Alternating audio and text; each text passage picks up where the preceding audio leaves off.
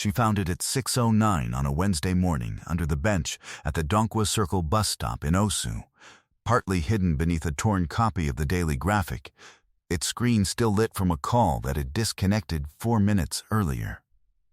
She picked it up with both hands, the way she picked up anything that did not belong on the ground. She looked around. The stop was nearly empty. A schoolboy in a white shirt eating bread from a paper bag. A woman in scrubs pulling a roller bag toward the road. Neither of them was the person who had left this phone. She wrapped it in her handkerchief. She put it in her bag. She rode 2 trotros to get to the address printed on the lanyard beside the phone. A corporate name she did not recognize. A building on Ambassadorial Enclave Road in Airport City she had never had reason to enter. She arrived at 8:47 and told the security guard at the gate that she had found a phone and needed to return it to the person it belonged to. The guard looked at her the way he had looked at her bag and her shoes and the gap between the two and told her to wait. She waited for 23 minutes. Then, the guard told her to come back the next day because the person she was asking for was in a meeting and could not be disturbed. She said, "I have the phone." He said, "Come back tomorrow." She did not yet know that the man who owned the phone had already looked for it and could not find it, and was at that moment making calls on a borrowed handset to people who could do nothing about the fact that his entire professional life, every contact, every private conversation, every decision he had ever made, was sitting in a handkerchief inside the bag of a woman he had never met. She did not know this. She went home. But she came back. Nana Adwoa Konadu was 71 years old and had lived in the Adabraka neighborhood of Accra for 43 years, since 1981, when she had arrived from Kumasi as a 28-year-old with a sewing machine, a box of thread in 22 colors, and a husband who had secured a room in a compound house on Abasi Okai Road near the transport yard. The husband's name had been Kweku. He had been a tailor as she was. They had met at the Polytechnic Trade School in Kumasi and married in 1979 and set up their workroom in the front room of the compound and built a clientele over 11 years. Primarily wedding dresses, school uniforms, and the kind of tailored women's suits that businesswomen in Adabraka and Asylum Down had wanted in the late 1980s when the economic climate had. Briefly opened.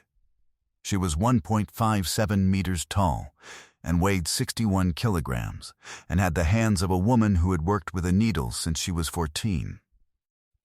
The right index finger and thumb slightly thickened at the pad from 57 years of pulling thread, the left hand steadier, trained to hold fabric still.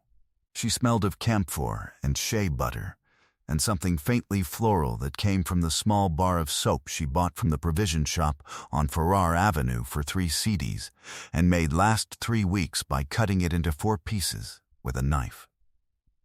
She wore, the morning she found the phone, a dark green wrapper and a white blouse with a small embroidered collar that she had sewn herself. Not in the last year, because her eyes were not what they had been for close work, but 10 years ago, when her eyes were still reliable, and she had made it because she had fabric left over from a client's order and could not let good cloth go to waste.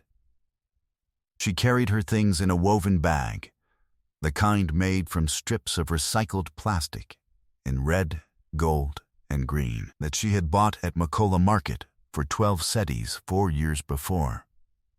Inside the bag on any given morning, a small Bible with the cover worn away at the spine, 2 boiled eggs wrapped in foil, a change purse with the zip replaced by a rubber band after the zip broke in 2022, and, since the Wednesday she found it, the phone in the white handkerchief, which she rewrapped each morning before leaving home. Kweku had died in 2003, a stroke. He had been 52 years old and had not been sick in any way she recognized as warning. He had been sitting at the sewing machine at 7:14 on a Saturday morning, working on the lining of a jacket. And then, he was not sitting at the sewing machine, and the lining was never finished. She had finished it herself 3 weeks after the burial because the client still needed it, and because the work had to continue, and because sitting at his machine with the half-finished jacket was the only way she found to say goodbye to the version of their life that had been real. She had continued the sewing for 14 years after Kwaku died.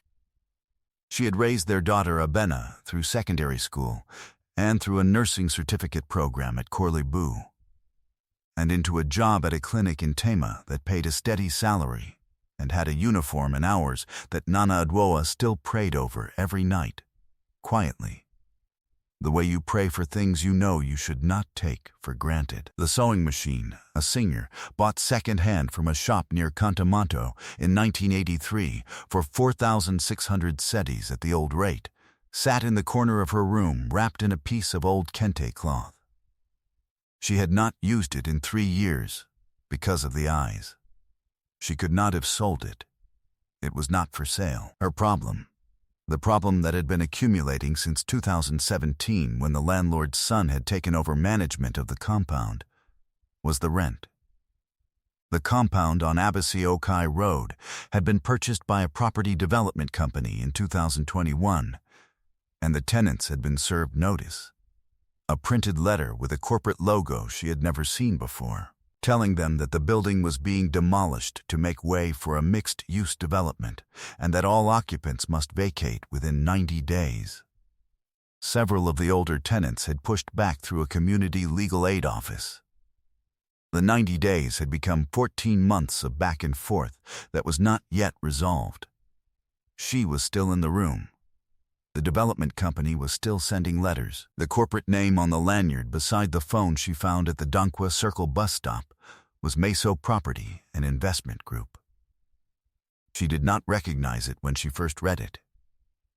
The guard at the gate of the Meso Property building on Ambassadorial Enclave Road was named, according to the badge on his chest, Emmanuel O. He was broad-shouldered and wore mirrored sunglasses at 8:47 in the morning and spoke to Nana Adwoa from a posture that added height he did not need. He had asked her on the first visit what she wanted. She had told him. He had looked at her bag. He had told her to wait. When she was still there 23 minutes later, standing against the wall beside the gate in the sun, he had told her that whoever she needed was in a meeting and she should come back tomorrow. She came back the next morning at 9:04. Emmanuel O. was at his post. He recognized her. Something shifted in his face. Not hostility, precisely, but the particular expression of a person who has decided that the most efficient response to an inconvenience is to process it as quickly as possible and return to equilibrium. He told her she could leave the phone with him, and he would ensure it reached the right person. She said, "Can you write me a receipt, something that says I brought it?" He said there was no procedure for that. She said, "I would like something in writing that says it was returned." He said, "Madam, I cannot write receipts. That is not my function." She stood there for a moment. Behind Emmanuel O., through the glass doors of the lobby, she could see a reception desk with 2 women in matching navy blouses. And beyond that, a bank of elevators. And beyond that, a lobby art piece, a bronze abstract shape on a marble plinth that looked like it cost more than the compound house on Abasi Okai Road was worth. She said, "Can I speak to someone at the reception?"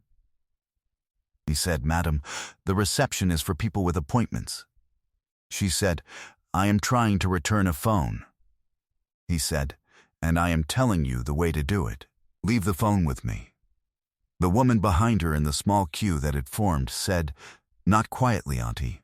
Just give it to him and go." Nana Adwoa turned and looked at the woman, young, in a business dress, already consulting her own phone, and then turned back to Emmanuel O. She said, "I will come back tomorrow and speak to someone inside." She put both hands on her bag and walked back to the road. She took the Trotro to Atabraka and went to the legal aid office on Kojo Thompson Road. the same one that had been handling the tenant's case since 2021, not because she intended to file anything new, but because she had questions. The office was run, 2 mornings a week, by a retired civil servant named Mr. Comfort Ekyampong, who was 74 years old, had worked for 31 years in the Land Registry Division of the Lands Commission, and had the specific and valuable quality of knowing exactly what letters sent by property companies were legally required to say, versus what they actually said. She showed him the lanyard. He looked at the corporate name. He looked at her over his glasses. "Meso Property," he said. "Where did you get this?" She explained about the phone. He set the lanyard on his desk and was quiet for a moment. "Do you know who the CEO of Meso is?" She said she did not. He said, "His name is Kwame Asante Boadi. He took over the company in 2019 from his father." He picked up the lanyard again. "The letters to your compound, the eviction notices, they are signed from Meso's legal division. Kwame Boadi's company is the one trying to remove you and the other tenants from Abasi Okai Road." He set the lanyard down. "This is his phone?" She said she believed so. The name on the screensaver, which she had not wanted to read but had seen when the screen lit briefly before it went dark and locked, said simply, K. Boadi. Mr. Ekyampong looked at the phone and the handkerchief. He looked at her. "Have you looked at what is on it?" She said she had not. She had found it and wrapped it and brought it to return it. Whatever was on it was not her business. He said, "The call log. On a phone like this, the last calls made, who a man called, what time, in what order, that is a history. That is a record." He folded his hands on the desk. "You have been carrying this for 2 days," she said. "I know, and you have not looked." She said, "It is not mine." He was quiet for a long moment. "Nana Adwoa," he said. "Go home. Think about what it means that the man whose company is trying to remove you from your home is also the man whose phone you have been carrying to return, at your own expense, on 2 trotros, twice." He stood up. "Come back Friday. I want to tell you something about this company's history. Something you may not know yet. If this story is already sitting somewhere behind your ribs, stay with me. What Mr. Ekyampong tells her on Friday changes the entire direction of everything that follows." She came back Friday at 10:00. He had a folder on his desk, manila, thick, the kind accumulated over years rather than weeks. He opened it to a section near the back and turned a page toward her. It was a photocopy of a land acquisition notice from 2009. She could see the government header, the lot number, the signatures at the bottom. He pointed to a line midway down. The company listed as acquiring agent was not Meso. It was a different name, Boadi & Sons Property Holdings, but the CEO, listed by name and title, was Charles Kofi Boadi, the father. And the property acquired, Lot 41, Block C, Abosi Okai Road, Adabraka, was the workshop, not the compound. The workshop 3 doors down where Kwaku and she had rented a second workroom in 1997 when the orders were enough to need more space. A separate registration, a separate address.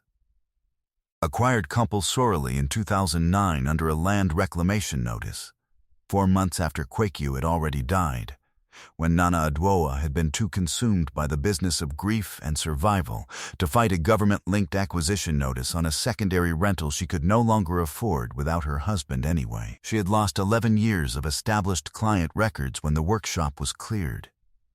The singer was all she had been able to carry out before the demolition crew arrived. She looked at the page for a long time. "Miss," Ekyampong said. "The father started it. The son is finishing it. Same family, same block. Now you're home." He closed the folder. "This phone you are carrying, The call log. I am not telling you to look. I am telling you that if you looked, and if you found something that confirmed what I have just shown you, you would have a conversation in front of you that you would be fully within your rights to have. She sat with this. Outside, on Kojo Thompson Road, a bread seller was calling from the pavement, the voice carrying through the open window in the warm morning air. She thought about Kwekio, about the lining of the jacket she had finished alone. She thought about the singer in the corner under the kente cloth. She opened her bag. She took out the handkerchief. She unwrapped the phone. The screen was locked, but the call log was visible on the notification shade. She did not need to unlock it. She could see the last 4 entries. 3 were to names, internal contacts. Corporate, the 4th, placed at 6:04 on Wednesday morning, 5 minutes before she had found the phone, was listed under a contact name that she read twice before she understood it. It said, Abasi Okai Tenants File. He had called it himself.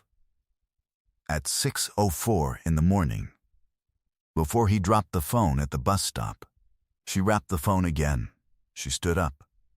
She said to Mr. Akiampong, I am going to go back to that building, and this time I am going to go inside.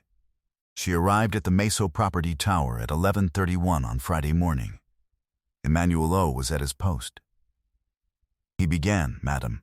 She said, I need to speak to the reception desk. She walked past him with the unhurried certainty of a woman who has already decided. And the gate was wide enough that he could not physically stop her without doing something he had not been trained to do to a 71-year-old woman in a green wrapper. And he did not do it. He said, Madam, you cannot. And she was already inside the glass doors.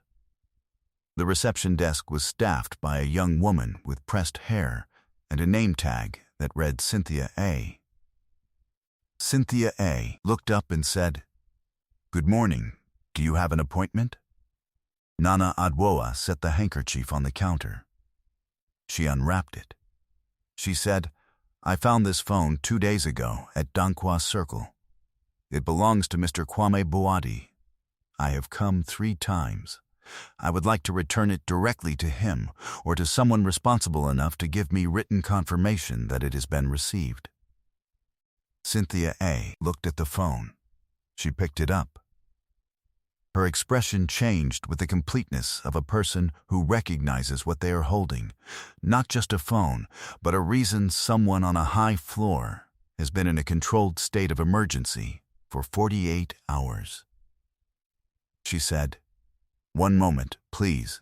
She was on her own phone before she finished the sentence. 11 minutes later, Nana Adwoa counted them, seated in one of the lobby chairs that she had been offered without being asked, with a glass of water she had not requested, but accepted.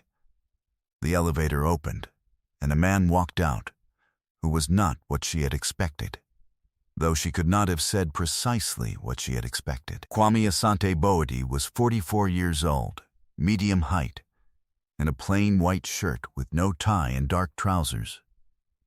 He wore glasses. He walked quickly, and then, when he saw her, slowed. He crossed the lobby to where she was sitting, and he did not stop at a standing distance. He pulled a chair from the adjacent seating area, turned it to face her, and sat down. He said, You found it, she said, Wednesday morning, under the bench at Dankwa Circle. I have been trying to return it since Thursday. Something moved across his face. 2 days. He looked at the handkerchief on the low table between them. Then he looked at her directly. You didn't look at it. She said, I looked at the notification screen on Friday morning. I saw enough. He went still. It was a specific kind of stillness, not shock, but recognition. The stillness of a man who had been hoping for one outcome and had arrived at a different one and was deciding in real time who he was going to be about it. He said, Abasi Okai Road. She said yes. He said nothing for a moment. Around them the lobby moved, a courier at the desk, a woman in heels crossing toward the elevator.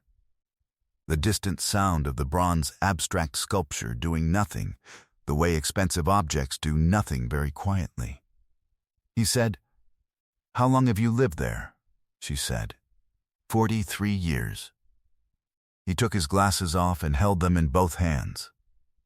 He was 44 years old, and his father had started this company, and he had grown it, and the eviction notice to the compound on Abbassy Okai Road was one of approximately 30 active acquisition projects currently managed by his legal division, and he had made a call about it at 6:04 on A Wednesday morning and dropped his phone at a bus stop 4 minutes later. And the woman who had found it and carried it for 2 days without opening it was the same woman whose home his company was in the process of taking. He put his glasses back on. He said, "I want you to stay." She said, "I have nowhere to be urgently." He stood up and went to the reception desk and spoke to Cynthia A. for less than 90 seconds. He came back. He said, "I am going to call my legal director in here, and I would like you to hear what I am going to say to him. If you are willing." She said she was willing. The legal director arrived at 12:14. His name was Mr. Fifi Anand, and he had the self-contained composure of a man who had managed many difficult conversations in this building and had learned not to allow his face to participate in them. He sat down. Kwame Boadi said, "The Abbassy Okai Road acquisition. I want you to explain to me exactly what our legal exposure is if we withdraw." Mr. Anand began to explain. He used phrases like existing notices and contractual timelines and penalties for non-completion. Kwame Boadi listened. Then he said, "I am not asking about the cost of withdrawing. I am asking whether withdrawal is legally possible." Mr. Anand said it was possible, with associated costs. Kwame Boadi said, "Then I want it done. I want the notices withdrawn from Abbassy Okai Road within 5 business days. I want a letter sent to each tenant confirming that the acquisition is discontinued and that their tenancy is not under threat." He looked at his legal director. "Draft it today." Mr. Anand looked at his CEO. He looked briefly at the old woman in the green wrapper sitting across the table. He said, "Of course." He stood up and left. Nana Adwoa looked at Kwame Boadi. She said, "Why?" He was quiet for a moment. Then he said, "My father acquired a workshop on that road in 2009. I found the records when I took over the company. I knew what it meant. I told myself it was before my time." He set his hands flat on the table.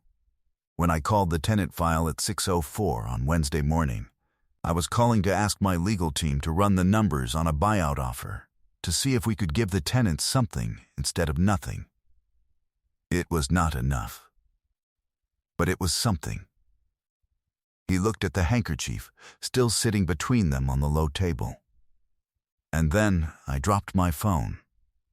He looked up, and the woman who picked it up was from that road.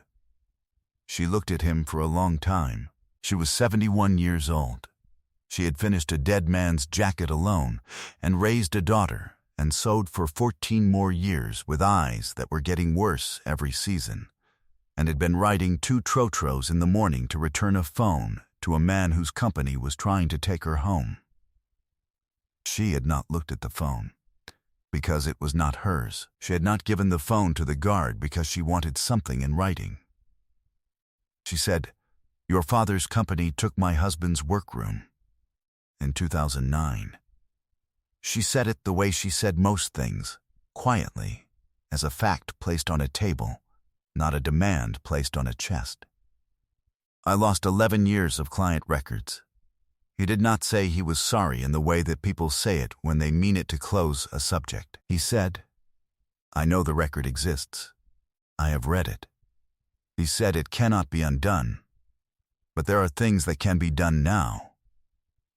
He called Cynthia A. over and asked her to bring paper and a pen, not a printed form, a blank piece of paper, and he wrote on it, by hand with Nana Adwoa watching, the withdrawal instruction for Abbassy Okai Road, the reference number of the tenancy file, his name, his signature, the date and the time, which was 12:29 p.m. He wrote a second copy. He slid both across the table to her. He said, "One for you. One for your legal representative." He paused. "You have someone?" She said, "Mr. Comfort at Kampong. He is on Kojo Thompson Road." He said, "Send him my number.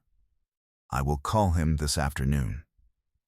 She folded both copies and put them in her change purse, behind the rubber band. She stood up. She picked up the handkerchief from the table, empty now, the phone gone, and put it back in her bag. He stood when she stood. He said, "You could have done nothing. You could have kept it or sold it or left it at a police station, and no one would have traced it back to you." She said, "It was not mine." He said, "No, it was not." She left the building at 12:33 p.m. Emmanuel O. was at the gate. She walked past him without hurrying. On the road, she waited 7 minutes for a trotro going toward Atabraka. She got on and found a seat by the window. The city moved past, the garage fronts on Farrar Avenue, the bread sellers at the Circle, the compound walls with their faded paint, the poinciana trees that dropped red flowers on the pavement in October. She held her bag on her lap and did not count anything. The letter confirming withdrawal of the acquisition notice arrived at the compound on Abbassy Okai Road on the following Wednesday, 5 business days exactly. It was addressed to all tenants on Meso property letterhead, signed by Fianan and countersigned by K.A. Boadi, CEO. The other tenants read it in the compound courtyard that evening. A woman named Auntie Vita, who had lived in the compound for 29 years, read it 3 times, looked at Nana Adwoa and said, "What did you do?" Nana Adwoa said, "I returned a phone." 3 weeks later, a separate letter arrived, this one addressed to her specifically, from the Boadi Family Foundation, a charitable trust established in 2020. It outlined a small business revitalization grant for displaced or disrupted Accra artisans. The amount was 9,400 cedis. The attached note, handwritten on plain paper in the same hand she had watched write the withdrawal instruction, said, "For a new start, or to continue what was interrupted. The choice is yours. K.A.B." She unfolded the note and read it twice. She went to the corner of her room. She lifted the piece of kente cloth. Underneath it, the singer sat exactly as it had sat for 3 years, the needle still in its last position, the thread still on the spindle, the bobbin waiting. She pressed both hands flat on the machine's cool metal body. Then she went to the provision shop on Farrar Avenue and bought a new bulb for the work lamp. There is a version of this story where Nana Adwoa looked at the phone and used what she found, where she took the information to a newspaper, or to a lawyer, or held it until it became leverage. That version exists. Most people would understand it. But that was not the version she chose. She chose to return what was not hers, not because she did not know it had value, but because she had lived 71 years by a principle that does not negotiate. What does not belong to you, you do not keep. Not even when keeping it would be justified. Not even when the person it belongs to is the same person who is trying to take your home. This is not naivety. Naivety does not ride 2 trotros. Naivety does not ask for written confirmation. Naivety does not sit down in front of a legal director and listen to every word spoken without flinching. What Nana Adwoa did was not the act of a woman who did not understand the situation. It was the act of a woman who understood it completely and chose her character over her advantage. There is a thing that integrity does that strategy cannot replicate. It removes the ceiling. When you act with strategy, the outcome is limited to what you planned for.